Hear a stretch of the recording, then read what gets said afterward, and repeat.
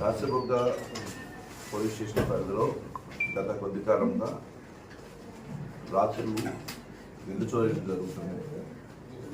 ఈ జరిగిన కేసు సందర్భంగా విచారణలో భాగంగా కాశీబుగ్గ సిఐ గారు మరియు వారి సిబ్బంది ఈ నేరస్తులను గుర్తించడంలో అనేక రకాలైన ప్రయత్నాలు చేయడం జరిగింది.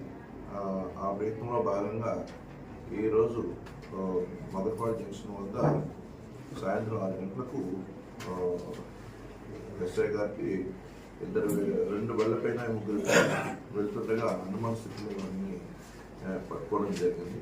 వారిని విచారించగా కాశీబుగ్గ పోలీస్ స్టేషన్ పరిధిలోనే చేసిన నేరాలు 5 ఇల్లు చోరీ నేరాలు. అంటే రాత్రులు ఇంటికి తాళం వేసి ఏదైనా పని మీద బయటకు వెళ్ళడంతో ఆ ఇన్మేట్స్ అందులో నివసిస్తున్న వారు ఎవరు కూడా హాజరుగా లేని సందర్భంలో ఆ ఇల్లును చూసుకొని ఆ ఇల్లు తాళాలన్నీ కూడా పగలగొట్టి ఆ ఇంట్లో చోరీ చేసిన నేరాలు 5 నేరాలు.